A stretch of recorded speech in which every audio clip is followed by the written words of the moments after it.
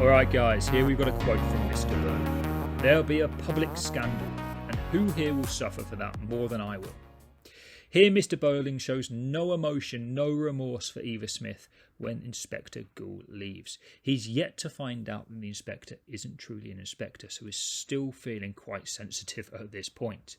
So why? Let's zoom in on some of the language. Firstly, public scandal. The public image, the family name of the Burling family is absolutely vital. It's imperative to Mr. and Mrs. Burling.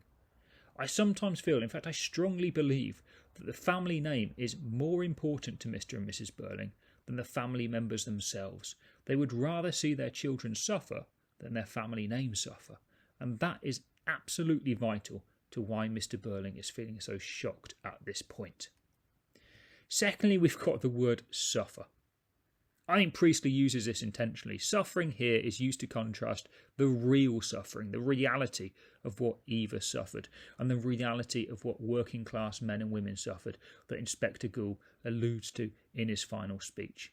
Suffer here is used ironically. Mr. Burling isn't truly going to suffer, not in the same way that the working class have suffered.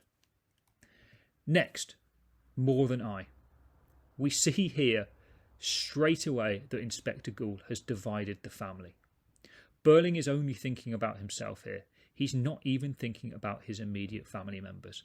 So when a man has to look after himself and his family, we can see here Mr. Burling is only looking after himself.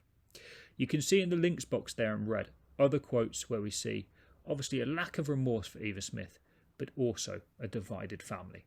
Certainly with "It's you I blame" straight away the first thing he says to Eric after the inspector leaves.